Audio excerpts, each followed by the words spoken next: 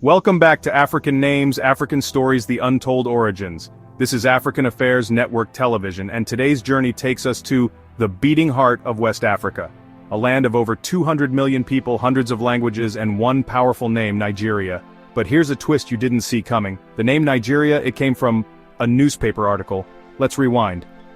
In the late 1800s, during the height of British colonial expansion, the area now called Nigeria was split into various kingdoms, empires, and protectorates, including the Yoruba kingdoms in the west, the Benin Empire, the Igbo towns and communities in the southeast, the powerful Sokoto Caliphate in the north.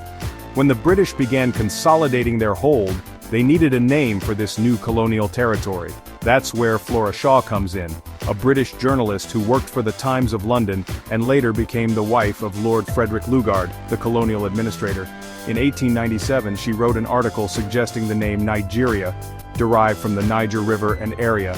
Niger plus area equals Nigeria, simple, colonial, and it stuck. Before Nigeria became Nigeria, there was no single name for the land. People identified with their tribes, Hausa, Yoruba, Igbo, etc., kingdoms, Oyo, Benin, Kanem Bornu, religions, traditional beliefs, Islam, Christianity, and regions. There was no unified Nigerian identity.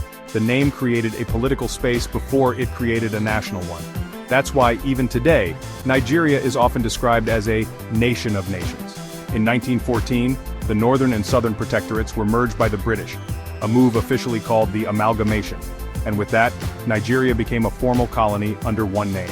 Then, in 1960, Nigeria gained independence, keeping the name it didn't choose but reshaping it into something powerful. Today, the name Nigeria represents music, culture, resilience, and complexity. But it also reminds us that names can be imposed and later reclaimed. So when you say Nigeria, you're echoing a name coined by a foreign writer but owned by millions of people who now carry it with pride.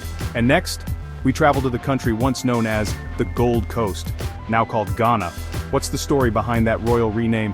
This is African Affairs Network Television, and this is African Names, African Stories, The Untold Origins.